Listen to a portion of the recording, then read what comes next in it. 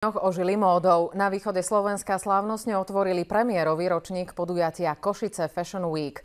Bohatý program okorenili organizátori aj 2 európskymi premiérami. Fanúšikovia módy sa až do nedele môžu tešiť na rôzne fashion party, výstavu módnych fotografií, ale najmä sériu módnych prehliadok známych aj nádejných módnych tvorcov. Predstavením svojich výtvorov ju odštartovali slovenskí dizajnéri. Je to tu geniálne, tie módne kusky, čo tu prevádzali, to boli pekné. Super, každopádne, že sa niečo také začalo diať. Celkovo sa môžu návštevníci podujatia tešiť na 15 módnych prehliadok. Program je postavený tak, že samozřejmě prezentuje renomované módní návrhářky z Čech a ze Slovenska, ale prezentujeme módní ateliéry vysokých škol, prezentujeme začínající módní návrháře z Košic, kteří jsou zajímaví a kteří mají potenciál. Pre košických tvorcov snať zviditeľnenie sa, že naozaj sme šikovní, chceme robiť módu.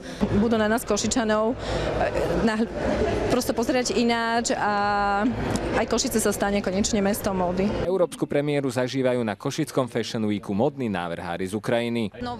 Pre nás to prináša nové nápady, inšpirácie, poznáme nových ľudí, ale aj klientov. Ukrajinci ale neprišli prezentovať iba módu, priniesli aj rôzne doplnky. Všetko sú to moje vlastné práce, robené špeciálnou ručnou technikou a rôznymi štýlmi.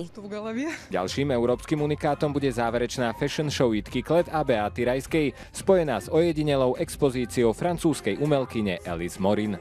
Tým, že sme sa s autorkou dohodli, že vieme urobiť aj modnú prehliadku medzi jej umeleckým dielom, bude to európska premiéra takýchto rozmerov. Ivan Kryšák, Teatry.